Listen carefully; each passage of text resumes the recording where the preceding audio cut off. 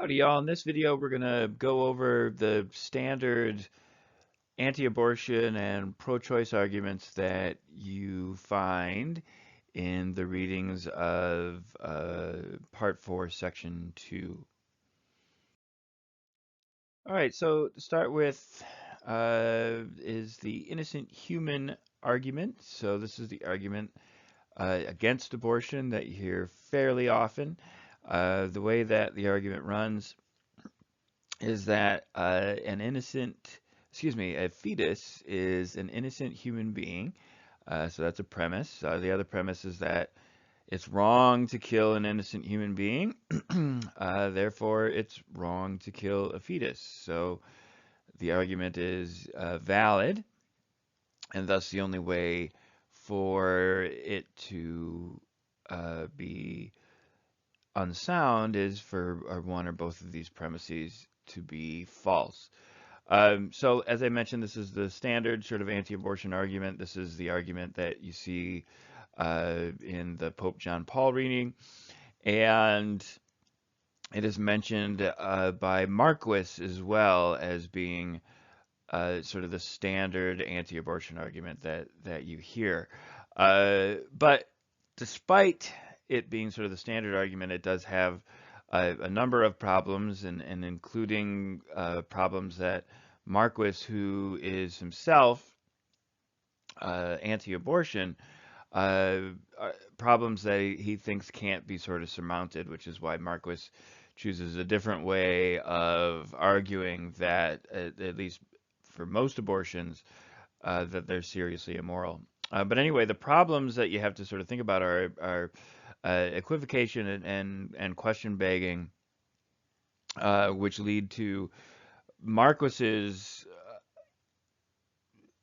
problem which is essentially that the argument is too broad, right? So if you try to fix the equivocation or um, or the begging the question problem, you end up with an argument that's too broad. And according to Marquis, you have an argument that is really only going to convince people who are already against abortion, that is not going to do the work necessary to convince somebody who doesn't already agree with you. So this is kind of the begging the question sort of issue, is that it essentially assumes the wrongness of killing a fetus in the argument itself. And this is in part because of this worry of sort of equivocation. So when you equivocate on something, um, you're using the same term but meaning sort of different things in different instances. So in the case of this argument, the term that we're sort of worried about is human being. That what does it mean for something to be a human being, and what does it mean for something for it to be wrong to kill an innocent human being, or excuse me, a human being? They may be sort of different things. So for instance, in the case of the first premise where you say a fetus is an innocent human being, what you could mean is just something very simply like that the fetus has human DNA, or that it has human DNA and is biologically alive. Um, so is that what it means to be a human being? Well, if so, then why is it wrong to kill such a thing, right? This is where in premise two, what if you mean the same thing by human being, which is just alive and has human DNA, it becomes harder to see sort of why it's wrong to kill such a thing, right? Why is it that such a thing has moral value? So, for instance, uh, Marquis sort of mentions in his reading that it's potentially possible that under this sort of definition that we would have to include cancerous tumors as human beings and as things that it would be wrong to kill. Hence the too broad concern that a tumor is biologically alive and has human DNA. So under this definition, it would be wrong to excise a tumor, right? To kill a tumor. But that seems to be or excuse me, that would be an absurd result And the only way sort of around it would be to sort of change your definition of what you mean by human being. Um, so what you'd have to say is something that would distinguish tumors from fetuses under this sort of definition. And it's not clear that if you make that change, that you would continue to have sort of true premises, or if you would sort of move too close to the sort of personhood argument, or that you would essentially be doing something sort of arbitrary. And this is something that Marcos worries about in terms of the not really convincing other people that this argument works, is essentially in saying that uh, you're just gonna you gotta be too arbitrary in making a distinction.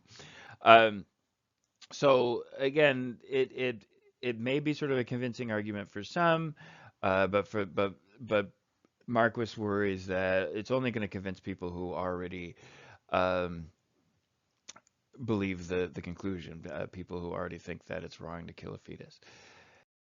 All right, so the standard personhood argument, or the standard argument that it's not wrong to kill fetuses, or that you should be permitted to kill a fetus, is the personhood argument. So the argument runs like this: the fetus is not a person. So despite being human and alive, per the innocent human argument, it lacks personhood, right? It lacks the qualities necessary to be a moral patient, as opposed to just being a human thing. So again, a tumor is human and alive, but it's not a person, right? It doesn't have experiences. It's not self-aware. It can't think or reason and decide.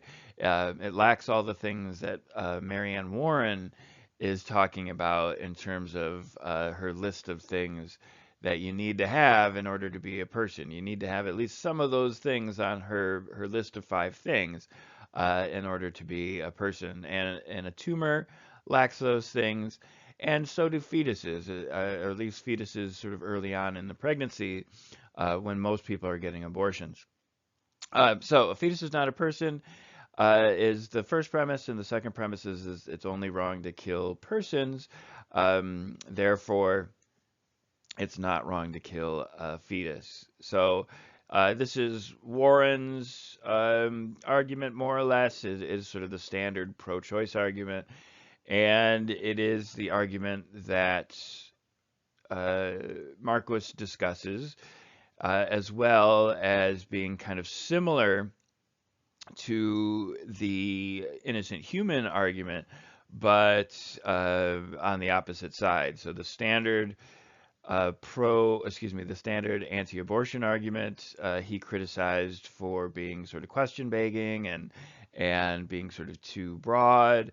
With the personhood argument, he's worried about similar things, like that it's only going to convince people that already agree that it's not wrong to kill a fetus, and he worries about sort of the arbitrariness of the argument, right? If it's not, why is it, for instance, not wrong to kill a fetus, but wrong to kill infants, right? Aren't infants potentially, also not persons?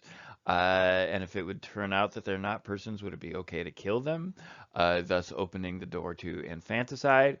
Um, and so again, just like it's difficult to draw the line between a fetus and a, a tumor, a cancerous tumor on the innocent human definition, it's hard to draw a line between the fetus and an infant on the personhood side.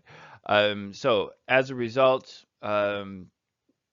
Marcos worries that such an argument is too narrow, right? It will potentially sort of exclude too much, right? It'll exclude infants potentially from the moral universe. And if this is the case, then it could potentially open itself up to unacceptable results. Um, all right, so in the next couple of slides, then, we're going to talk about Marcus's argument, which is not the standard sort of anti-abortion argument. Marcus takes a different tact. And then we'll move on to sort of Judy Thompson's argument, which is not the standard pro-choice argument. So we're going to see from Marquis and Thompson a different kind of approach to thinking about this issue beyond just sort of the standard arguments. All right, so let's start with Marquis's argument. So Marquis has what we call sort of the valuable futures argument. And what Marcus is trying to do is sort of sidestep the fetal status debate, right? He's not trying to talk about whether or not the fetus is a certain kind of thing, but rather he's trying to sort of analyze the wrongness of killing. He's trying to come up with an account of why it's wrong to kill us. Me, Tim Hansel, and you, the folks who are watching this video, we're going to assume that under most conditions it's morally wrong to kill you, or at least prima facie morally wrong to kill you. And he wants to kind of unpack, well, why is that the case, right? Why is it wrong to kill us? And what he comes up with is this account that has to do with valuable futures. That what he says is that if we deprive something or someone of a valuable future like ours, then we're doing something prima facie morally wrong. That what makes it wrong to kill us is that we're being deprived of all of our valuable future experiences, right? Everything, all of our plans and projects, and everything that we sort of expect to happen to us in our, future lives is being sort of taken away from us, and that's what makes it so wrong to kill us. And so the argument that he sort of puts forth starts with that kind of premise, right? That it's sort of a sufficient reason that robbing somebody of a valuable future is sufficient for it to be sort of prima facie morally wrong. And so what he does is he argues that, well, a fetus is the kind of thing that could be deprived of a valuable future. So killing a fetus deprives it of such a valuable future. And so it is prima facie morally wrong to kill a fetus. So again, not always wrong, but more on that in just a minute. So that's sort of the standard argument. And I just want to sort of mention some of the difficulties and problems that might arise from this analysis. So one thing I want y'all to keep in mind is that Marquis brackets pregnancies that result from rape or when the life of the mother is in danger. So these are situations where getting an abortion would be depriving something potentially of a valuable future, but for whatever reason, he doesn't want to discuss these issues. He wants to have our focus on the pregnancies where the life of the mother is not in danger, and where the life of the the pregnancy occurred from voluntary sexual intercourse. So whether or not that line could sort of be drawn at any sort of theoretical level remains to be seen. So that's an issue to think about. The other thing to mention is this prima facie business. So a prima facie language comes up when you have to sort of balance our moral considerations. That you can have moral considerations in favor of something. You can have moral considerations sort of against. So you can have a duty to not to lie to people, but at the same time have a duty not to imperil your friends. So when an inquiring murderer asks about the location of your friend, right? Those two duties come into conflict, and so prima facie means sort of on the face of it. So you have a duty under sort of Marquis's argument not to get an abortion, but that duty could potentially be outweighed by other moral considerations, and that's something that he doesn't really go into in the paper as to precisely what those other moral considerations could be and how they may be outweighed. And I think this is something that, if you read Thompson correctly, you'll see her making the argument that in a lot of cases of pregnancy, there are moral considerations that outweigh the taking of someone's valuable future, uh, and thus abortion may still be permissible. The final problem I want to mention here, something for you to think about with the reading here, is this idea of fetuses being victims. So this is something that we discussed a little bit on the section of death and what it means to be sort of brain dead and the different sorts of definitions of living. And remember this distinction that we made between sort of the organism and the person, that it's entirely possible for the organism to be alive, but for the person to not be present. And in which case it's hard to understand having a moral duty to an organism and not the person. And this is where things with fetuses become tricky because fetuses, clearly the organism is there and is alive, but in the absence of a person, a mind, an experiencing mind, are you really depriving anything of a valuable future? And again, it's this weird feature of the identity between sort of the organism and the person, right? If you assume that they're identical, then, well, then yes, you can deprive the fetus of a future. But if you assume that they're not identical, that the organism is not the same as the person, uh, then the fact that there's nobody home with the fetus may be morally relevant and something to think about in terms of how far this argument goes.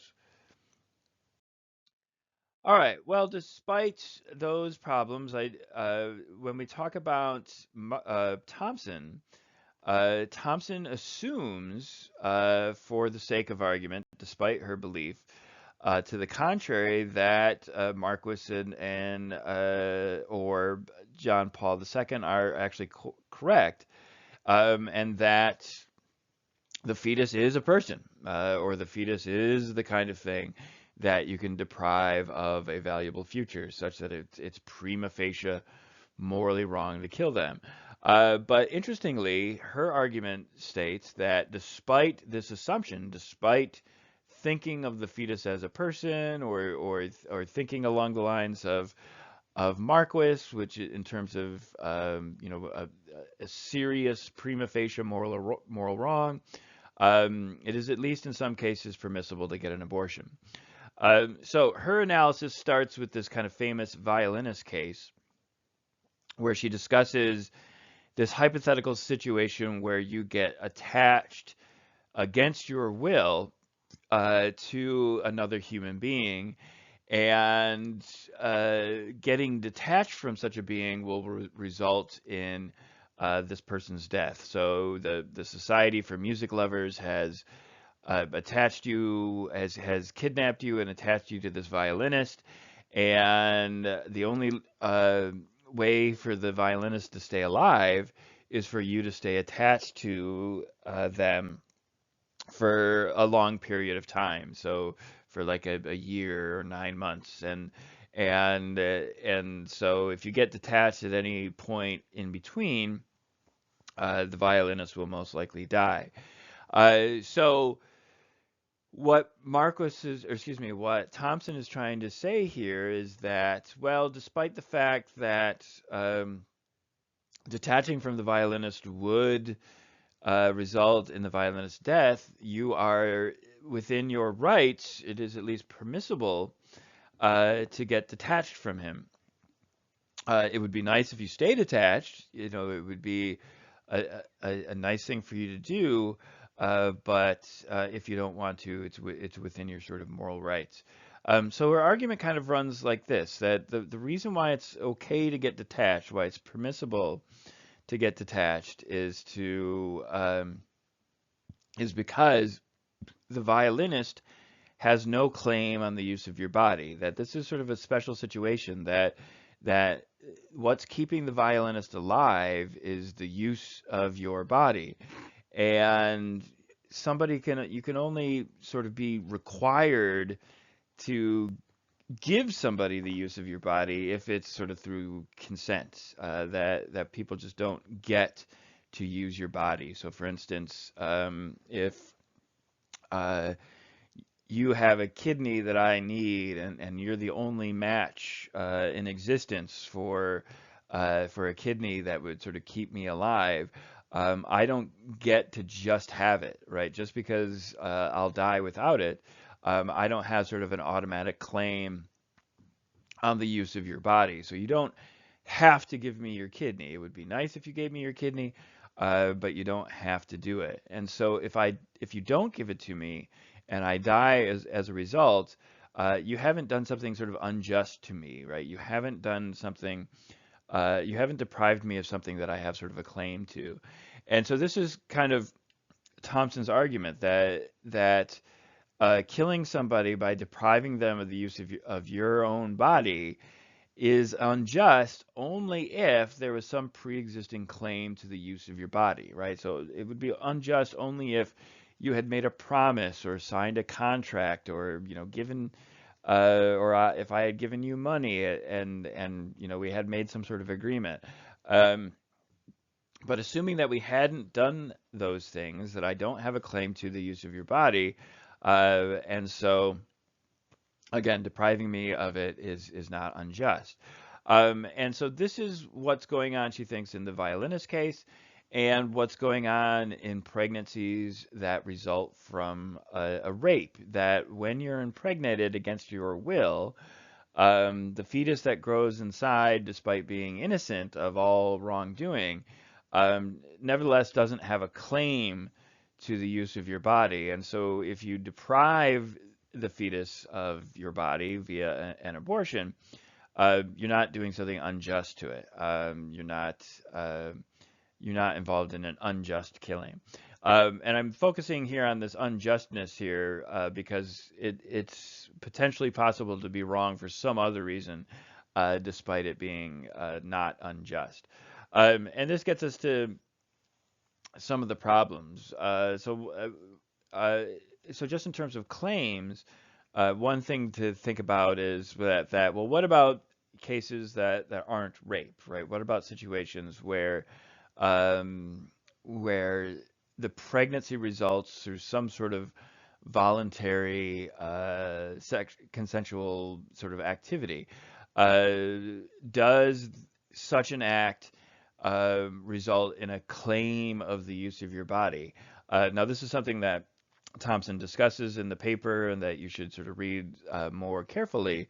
But it is sort of an issue and it's something that she sort of leaves the door open to the possibility that there may, in fact, be a claim in cases of consensual sex. And if that's the case, then killing the fetus would be unjust. And, well, somebody like Marquis would be right, right? Marquis is only talking about situations of consensual sexual activity and uh, and when the life of the mother isn't in danger. So for Thompson, who was writing this in the early 70s, her only focus was to say that, well, not all abortions are wrong, right? She was fighting a situation where, there were states that were making all forms of abortion illegal.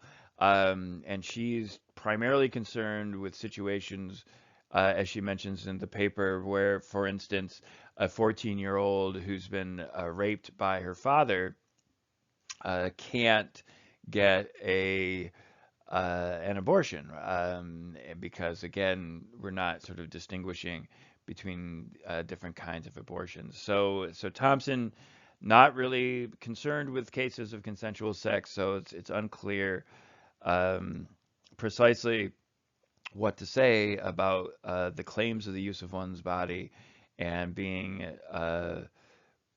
partially responsible for the existence of the fetus in the first place. So that's one issue to think about. Another thing to think about, and which is discussed in the paper, but is a distinction, is this idea of sort of unjust versus indecent. So, as I mentioned before, it may be the case that depriving somebody of your body isn't unjust, but it may be indecent. So this is kind of a weird distinction and something that you want to think about. Uh, but Thompson sort of makes it, I think, fairly clear with her example of the kids and the chocolates.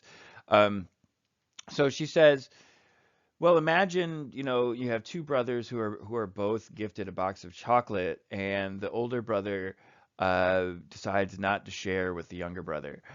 Thompson says, well, this is unjust, right? If both of the kids were given the gift of chocolate, then they both have an equal claim to the chocolate, and thus depriving one would be depriving it of something that they have sort of a claim to. But change the case a little bit and make it to where just the older brother was given the chocolate.